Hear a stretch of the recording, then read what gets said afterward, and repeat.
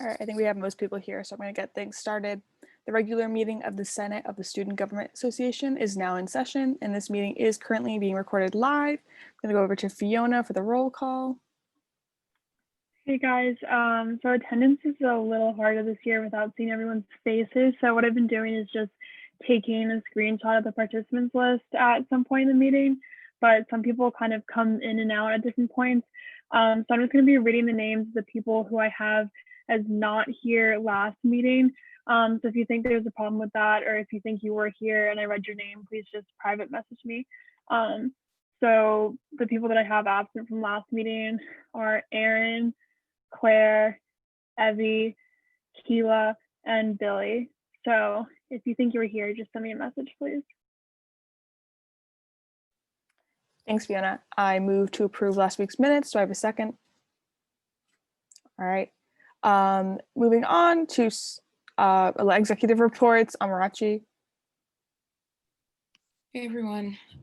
So in light of discussions that we were having with Dean Spencer, as well as some conversations I had with Dean McLaughlin, we're going to start beginning just like a larger conversation on campus about like social equity.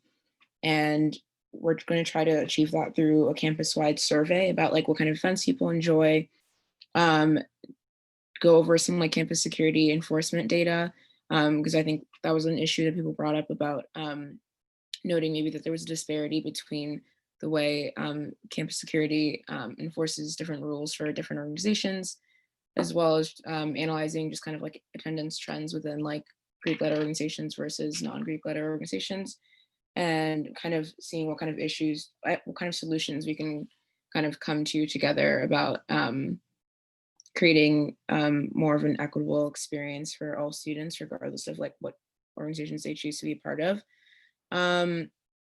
Next thing, we're going to be discussing this a little bit today, but I was approached about like the feasibility of people expanding the pass or fail option to all years again for this semester. This semester obviously has been really hard for people. Obviously, kind of the response that I've gotten from the task force for remote learning and some of the representatives of the AAB is the fact that like people had a, I guess, a long time to adjust, I feel like, for this semester, because we started doing remote learning last semester, but I think like things are still very difficult for a lot of people. So maybe having that be an option might kind of alleviate some of the stress that and anxiety people are feeling. So that's something we're going to discuss at a wider length. And then regardless of it, that's not an option, because it ultimately comes down to what like Dean McLaughlin and the AAB and the larger task forces like decide. But they also are interested in kind of figuring out different ways that we can still support students academically, whether that's like getting professors to, as a faculty, be more lenient with deadlines or things like that.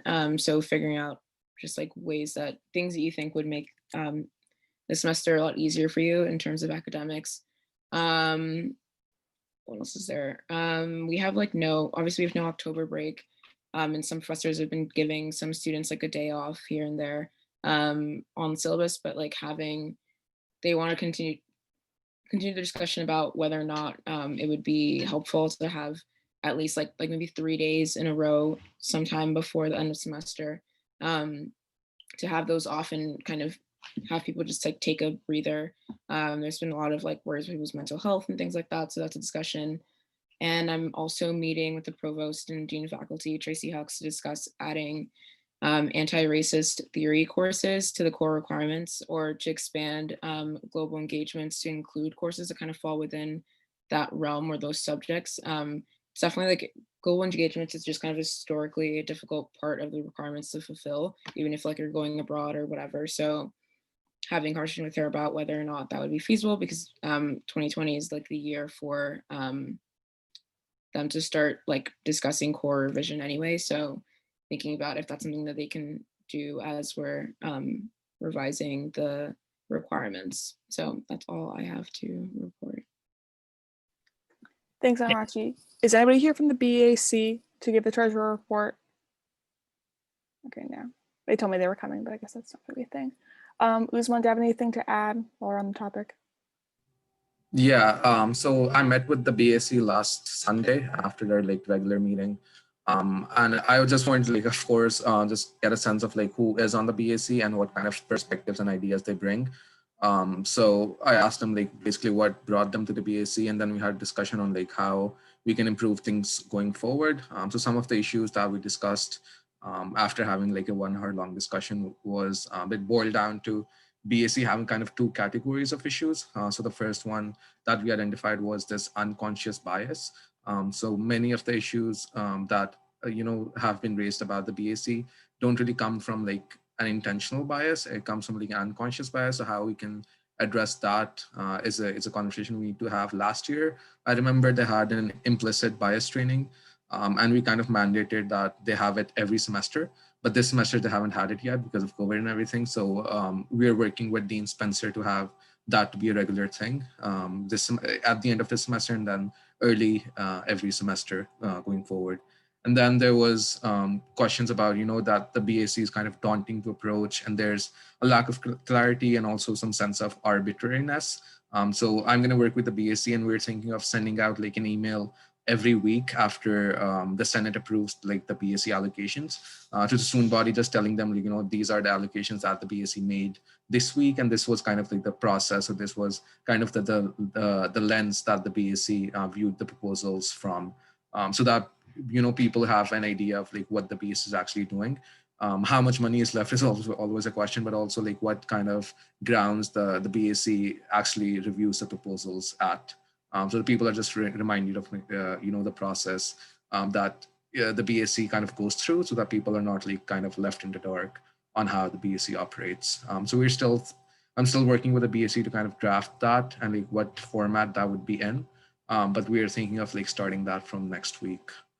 Because we also think like it'll initiate like a cycle of feedback every week, because people will like understand these are the things that BAC looks at, and then if there's something that people find kind of concerning or whatever, they can like send BAC feedback like on a weekly basis, as opposed to just waiting for the end, raise a havoc. So that's what I got. Thanks, Usman. So not having a parliamentarian, we're going to skip speaker. We still need a parliamentarian, as I said. At this point, it's less of a, we expect you to come into the position with a lot of experience, and more of just anybody that's kind of interested in getting an idea about what leadership does. I think it's a really good opportunity. Same thing we've said every week. So just let me or somebody else know if you're interested and want ideas, and then otherwise just email the SGA elections email if you're interested in running. I got a lot more feedback about people being interested in their absences and like what to do about them. So I thought just touching upon it quickly, the policy is that if you're going to be absent at a Senate meeting, that you let Fiona know by 4:30 on the Tuesday of said meeting, and you're allowed 4 proxy absences, which means you have somebody else vote for you if we're going to be doing any voting, or basically like 1 unexcused absence, meaning like a time that you don't let Fiona know you're not going to be coming counts as 2 proxy absences. So either you can be absent 4 times if you have a proxy, or you can be absent twice and not have any proxy at all. Moving on, we have new senator training hopefully this weekend. So I know for everybody it's been excited to hopefully get some work going. Looking forward to that. And then I'm talking to people on the task force for reopening to hopefully bring somebody to Senate next week to kind of like move off from the conversations we're hopefully going to be having today in terms of the petition and just COVID policy in general. Moving on from there, I'm not seeing anybody from the student body here for speaking time. So I'm going to move to elapse that, and then moving into new business. I know JJ was hopefully going to come back and talk. She's not here though, is she? No, I'm actually.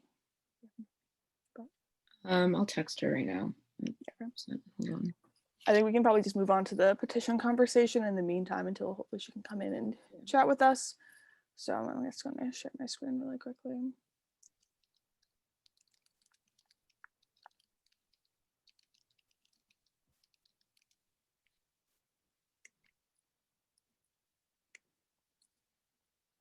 Right, so hopefully everyone's kind of gotten a chance to look over the petition that's been circulated, talking about if Colgate should institute another optional pass-fail like we did last semester. If you've hadn't, I'm just kind of giving a slow scroll as I'm talking, but hopefully everyone's gotten a chance to kind of look over the reasoning.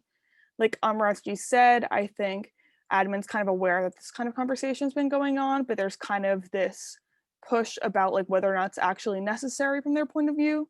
So our kind of idea was that we would set aside time today to kind of talk about kind of pros and cons, and if people arrive at the conclusion that this is something we should endorse, maybe even writing a resolution about it. So if people want to just take turns kind of raising hands, I can call on people and give people time to give opinions.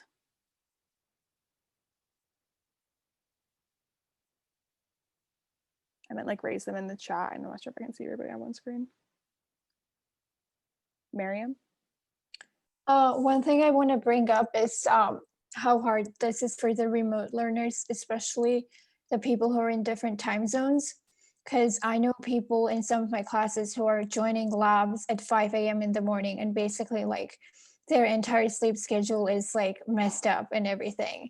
And they have to stay up the entire night and then like try to sleep during the day or something, and then not being able to attend office hours and stuff like that. So I think this pass-fail option would definitely benefit the people who are remote learning for sure, and most of them.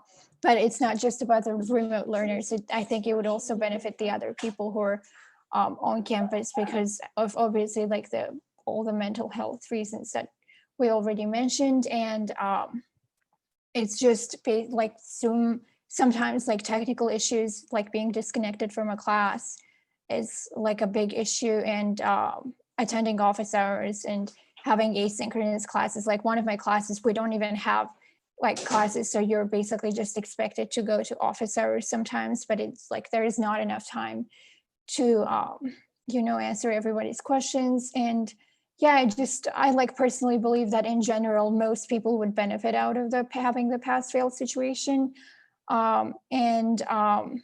Like I just don't see a point in like a counter argument to that. Even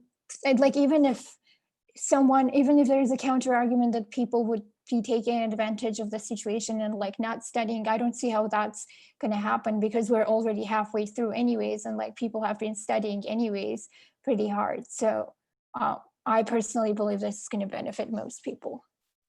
Sorry, that was long. That's okay. Thanks, Miriam. Will? Piggybacking onto what Miriam said, by the way, that was very well spoken. I just wanted to say that I think this pass-fail option would be really beneficial to students, both who are remote from home and both who have remote classes from their dorms.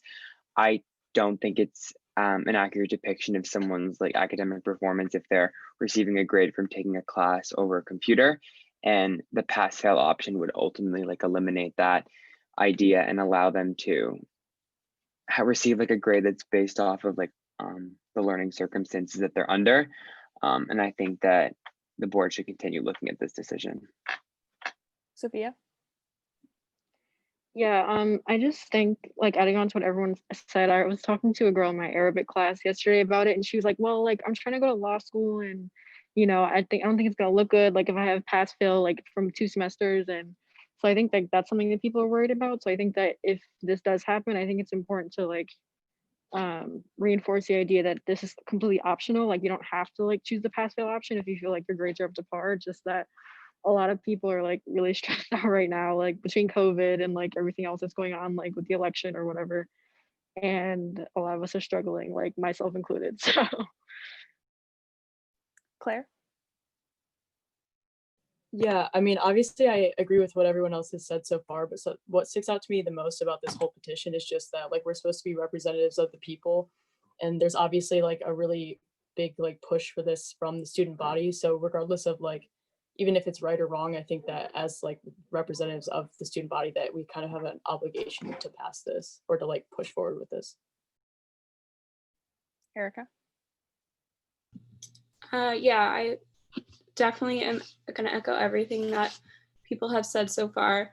But I also think one of the main reasons why they implemented the pass-fail last semester was because people at home sometimes don't have like a good working environment to do their work in. And given that we're being sent home in November and a lot of finals and like big part of our grades will be taking place at home, it's important for those students who might not have as good of a work environment at home as they do here for that, to have that option. And I guess a counter argument, I guess I could see like them saying things are like kind of back to normal, so we should start acting like they are, but there's still so many. I think what I would say to that is that there's still so many things that are not normal about this, and it's important to acknowledge that by being accommodating and grading. Sorrel? Yeah, I think it's also important to recognize that the pandemic affects a lot of factors beyond just academics. Like, it's really affecting people's lives. And what Sophia mentioned in terms of thinking that this is not a good idea because it's not something that you personally want to take, like, you don't necessarily know how this whole situation is affecting your peers and like those close to you and around you. So I think it's an important thing to keep in mind that it's not just an academic conversation, because the way we operate in academics is so tied to what's going on in our lives as well. Sophia, did you have something else? Some people's hands are still up. Did anybody else have anything they wanted to say? Yeah, I think if everyone's pretty much on the same page, I think that's great. So what I'm kind of anticipating for my side of things was that I'll probably send out something in the group me this weekend and kind of say if you'd be interested in writing a resolution, which for the first year senators is essentially when we write something to people in admin and say, ask them to do something specific. So in this case, it'd be instituting a pass-fail option. So I think, again, if you feel very strongly about it, or if this is your first year and kind of your first experience of writing something, kind of bouncing off of new member training, I think it'd be a great opportunity to get involved in that kind of thing. The other thing on the agenda was just kind of in a similar vein, kind of trying to have like a brainstorm session about different things that we could do in terms of other issues that are kind of COVID related that are happening on campus and how we may be able to address them. We've kind of done breakout things like this in the past, but more like in person where people kind of wander around. And essentially just kind of what I posed to everybody is kind of the idea to try and think about, like, not necessarily even something that you think, if you don't even have a solution for something, just trying to come back with a problem that you want to solve. And then the idea is just having, usually if a lot of people can, if everyone wants to pitch in, we can kind of get some ideas going about some maybe legislation people want to do moving forward. So I think I assigned everybody to a breakout room. I'm going to send everybody out to that, and maybe we'll do like 15 minutes or something just to give people time to kind of think, and then we'll come back together and share some ideas.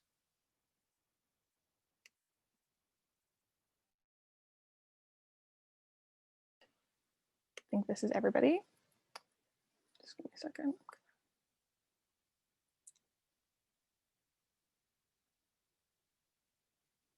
It's just something we were looking at earlier. Okay. So this is something we've done in the past that I know has worked well, so that'd be a good idea to experiment with you guys.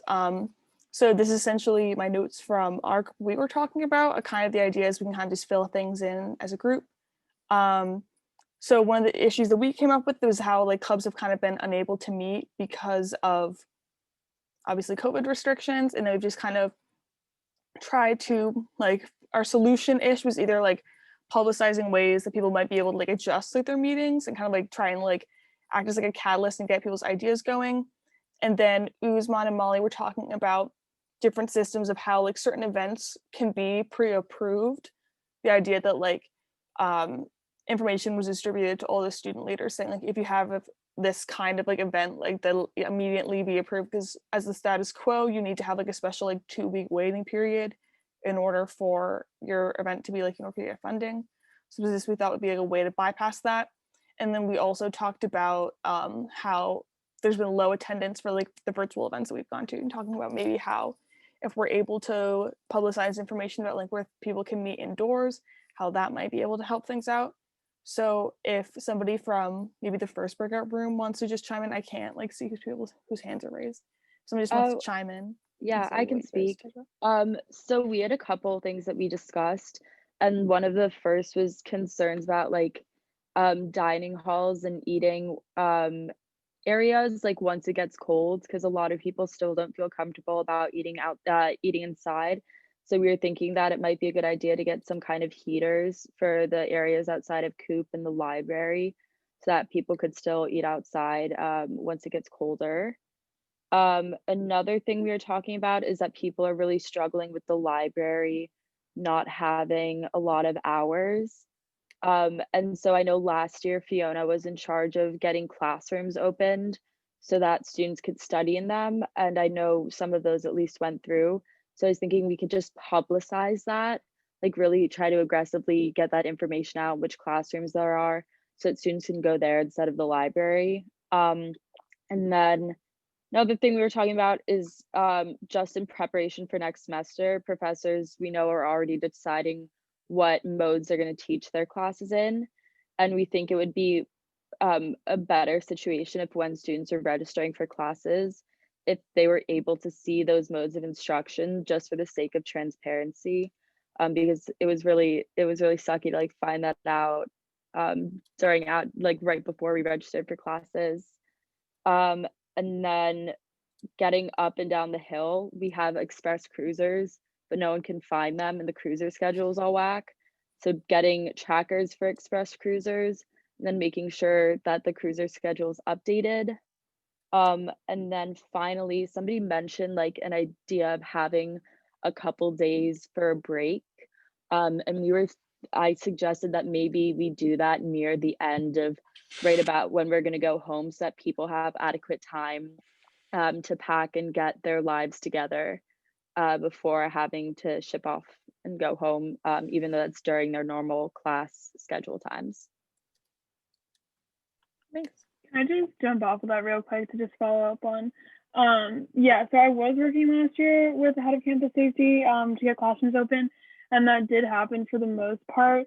But I talked to him briefly at the beginning of this year, and kind of that was kind of a temporary thing last year anyway, until it got like fully approved, and then we were sent home, and so it wasn't ever fully established. And that's not really happening this year. I guess from what it seems from what I've talked to him. So I know that like some academic buildings are open, I guess, after hours on the week. I'm not sure about the weekends, and I don't know if we could really get that to happen.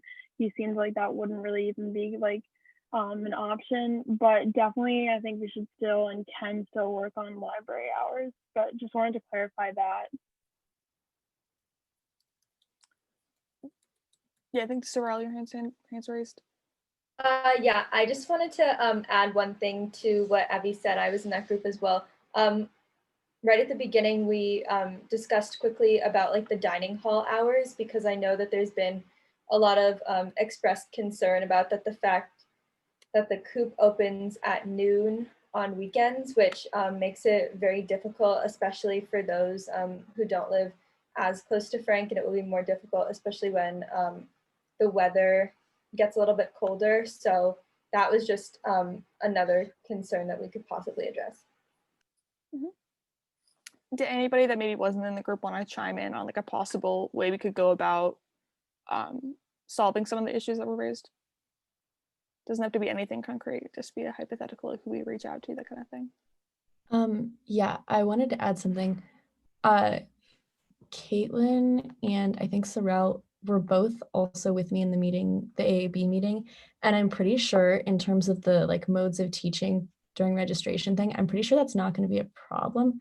Maybe you guys can chime in, but I thought that they said that not only would you get to decide your modality for next semester after registration, but also you would get to see the mode of registration or the mode of teaching during registration. I could be wrong, but that's how I interpreted the conversation with the faculty. So I feel like that might not be an issue, but yeah. Yeah, that's great. Anybody else have anything? Did the second group have anything?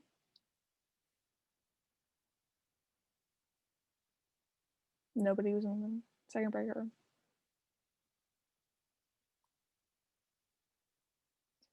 Anybody in the third breakout room? You can just go through it unless somebody wants to step up and maybe give an idea.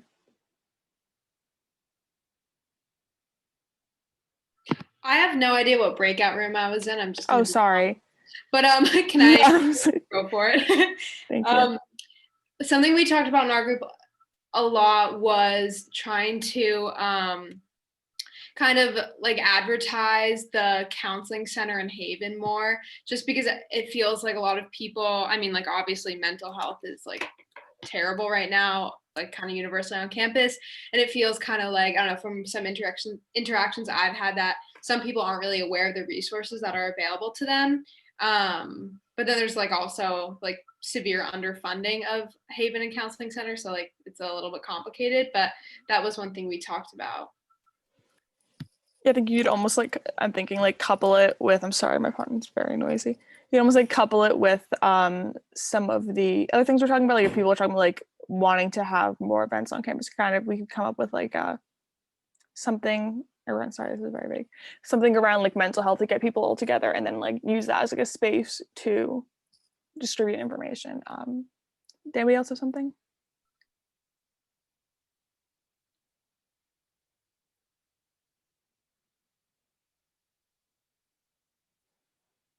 All right. I have one more thing. Sorry. No, yeah, great. The other thing that I brought up in our group was there's a severe lack of work study jobs, and that's just a big problem. I don't have a solution for that, but yeah, that definitely needs to change. Yeah, Elle, I have something as well. Yep. So this is completely different than the last two subjects, but we were discussing how a big problem, like I definitely feel, is the lack of physical interaction with our professors. And I know that basically no one has any in-person office hours, but the idea of like potentially meeting with a professor in a space that is where we can socially distance, just to have that physical in-person talking over the subject, because I know for certain classes it's next to impossible to like really do some of the stuff online, and like through a Zoom call, it's very, very difficult, and you just can't get some points across. And we just like throw around ideas like there's a tents and tents outside, stuff like that. Oh yeah, that sounds like a great idea. Grace, your hand raised. Yeah, something that our group was talking about was like mail services, and like with COVID, like the influx of the amount of packages, and how it's also hard for people who live like down the hill to, like it's a hike to come get them, and how it, like a possible solution would be maybe to putting something, also anyone in my group can jump in, but like putting something down the hill so that like upperclassmen can get to it easier, or like something with the Hamilton post office, because someone was saying that the packages go through the post office. So it's like if there's a way to like delegate so some of them stay there or something like that, because it's just, and it's like really understaffed, and we were trying to come up with solutions for that. That's great. Tucker, your hand's raised. Yeah, I was wondering about what we could do. Well, I guess not what we could do, but a student actually approached me about this person said that they had the idea of allowing people in groups of 2 into rooms through if they're within the extended family unit. So I was wondering what we could do in terms of reducing restrictions for the extended family unit. I think I can add it to the list. I think it's probably going to have a lot more challenges, just considering like the thought that goes into how they determine what's safe and what's not. But I think, yeah, people, or even just like, yeah, even I think like coming up with, you're saying like having people like in the same suite, like going into each other's rooms and whatnot. Suite or same dorm floor, because yeah, just like as whatever's considered the extended family unit for said given dorm building.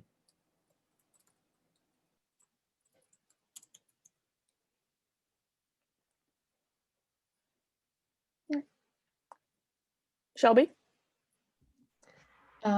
Yeah, okay, sorry. I love this hand feature. Okay. Anyway. Like I can only stick some of them, so I'm like very nervous, but yes. No, I know that this past week, like some professors were maybe encouraged to give a little bit of a break, but I know that that did not happen for 3 of my 4 classes. And then also just looking at the schedule for next semester, they took away spring break. So I was wondering if it was at all possible for maybe there to be some sort of system where there is like one of the meeting points or one of the meeting dates for the classes next semester like has to be canceled or something like that. Like each professor has to give a break for their classes in some way, or if that's at all feasible to like create a break. Because I feel like everybody's really struggling right now and we can't really fix it for this semester without the fall break. And we do have a Thanksgiving break, but next semester we won't have any break. Yes. I have my own concerns about not having a spring break, but I think it's definitely a good jumping off point. McKenna? Yeah, so I was just gonna say, like, going off of like the idea of like giving a break, like the reason that we don't have one, I guess, is like to, I don't know, dissuade people from leaving campus, because that's, you know, what we're not trying to do. So I wonder if like instead of giving like a specific break time, you tell professors like you need to like give this many breaks, like you have to go like this many canceled course meetings, I guess. Because that would, I don't know, it would be more random and it would like keep people from leaving campus. I think that's great. Did anyone else have anything to add?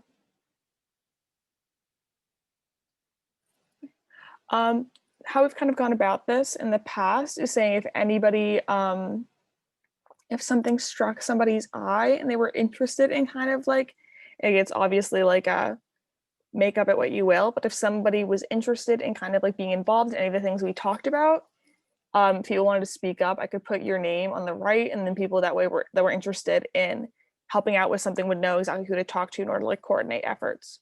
Jack? Yeah, sorry, I'm jumping in here late because I was That's trying to think of what we talked about in our breakout room, and I was drawing a blank for a second. Just if we do end up sponsoring like an official Sorry. resolution to the administration. No, it's fine. But if we do end up drafting something directly to the administration on the basis of advocating for this petition that's gained a lot of momentum for introducing the pass fail option for this semester as well.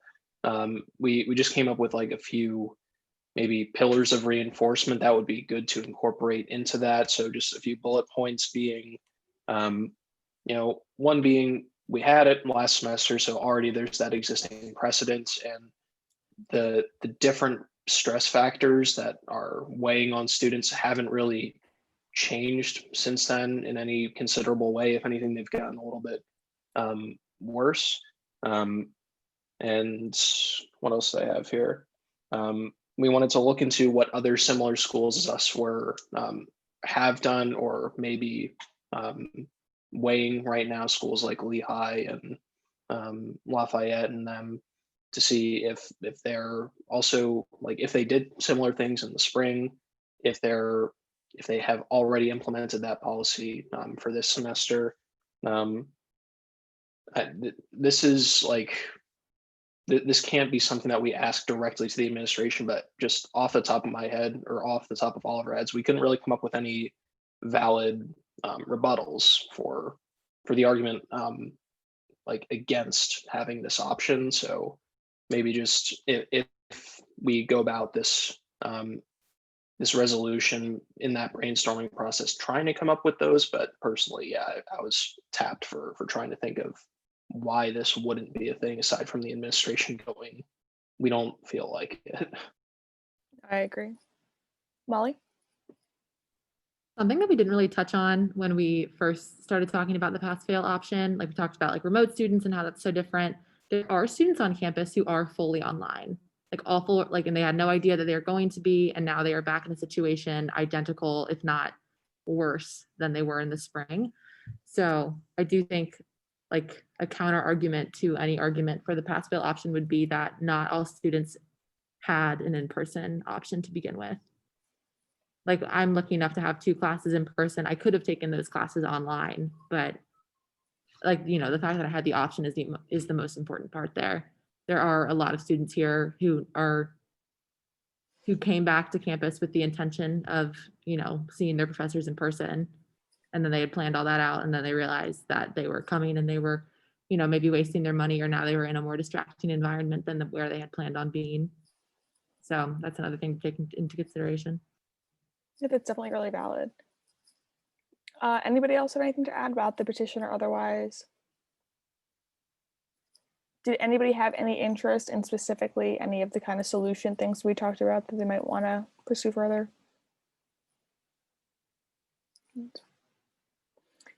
So even just more generally, what we've kind of done in the past has been, if you saw like something today, like for example, you were like, you know what, like the library hours like really should be expanded. That's something we wanted to work towards.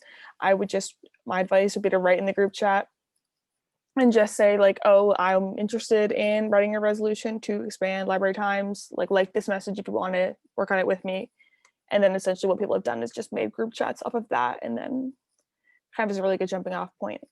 So I don't think JJ has entered the chat. So going off of that, that was the last thing on the list. So moving on to good of the order. Does anybody have any announcements?